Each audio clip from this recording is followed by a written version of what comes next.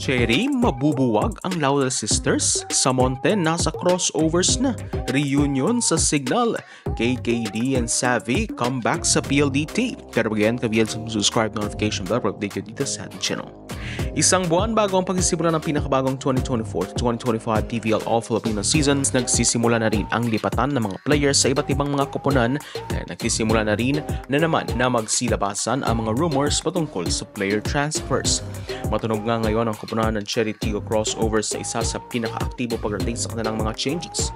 Una nga ang pagkuha ng koponan kay former Enyo coach Norman Miguel bilang pinakabagong head coach ng Cherry Tigo upang balitan si UST coach Kung Fu Reyes sa pwesto na sinabing magfo-focus sa title contention ng UST Golden Tigresses. Pero ngayon matunog ang pangalan ni Reyes na di umano ay posibleng lumipat rin ang koponan kasama ang ilan sa kanyang mga players.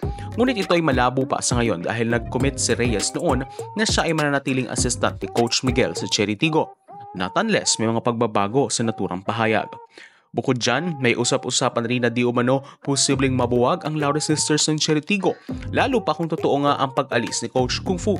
Alam naman natin na si Aya ay isa sa pinaka-loyal talaga kay Reyes at halos kung saan magpunta ang veteran mentor ay susundan niya rin ito. Although alam natin na franchise player ng Cherry si Aya kaya mahirap na isipin na bibitawan na lang nila ito ng basta-basta. Lalo pa ngayon na mas matindi ang TVL competition dahil balik aksyon na ang mga national team players. Bukod sa kanya, napapabalita rin ng di umano departure sa team ng isa sa mga underrated libero sa liga na si Buding Duremdes.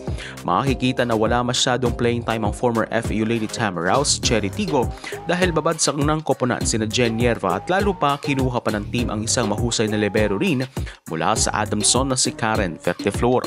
Usap-usapan ngayon na posibleng mapunta sa Signal HD Spikers si Buding na kung totoo ay magiging reunion nila ng kanyang long-time mentor na si Coach Shaq de los Santos. Libero rin talagang kailangan ng Signal given that Queen Abil is not di naman talaga legit libero. Pangalawa, medyo konti na rin ang playing time ni veteran defender Jack Junela. So, with the comeback of Don Macandili from Alas, posibleng maging Macandili Duremdes ang libero ng HD Spikers which will make them a more formidable team. Imagine, dalawa sa pinakamagkaribal noon sa PSL sa Petron F2 rivalry ang siya ngayong magsasama sa iisang koponan. At last, sa Cherry, spotted na rin sa team training si former PLDT high speed hitter Jules Samonte. Matatandaang umalis na nga after last conference sa PLDT ng Ateneo star na si Samonte, pero ngayon lamang na buwan ay spotted na siya na nakikitraining with Cherry Tigo na posibleng susunod na koponan ng kanyang pupuntahan.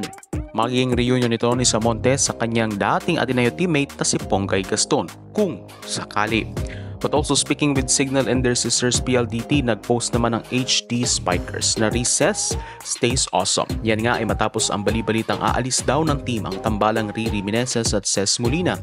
Pinabulaanan niya ng Signal sa pamamagitan ng naturang post na mananatili pa rin sa HD Spikers ang formidable duo. Sa panig naman ng PLDT, mas magiging malakas ang koponan ngayon with the complete roster dahil inaasahan na ang most anticipated indoor comeback ni Point City Kim Kianadi and her debut with PLDT. Kasama niya na magbabalik si scorer Savvy Davison mula sa injury which nakaka-excite dahil mas magiging competitive pang lalo ang high-speed hitters sa susunod na season. Muli ito ay mga usap-usapan lamang at maghintay pa tayo ng final confirmation sa mga players at teams.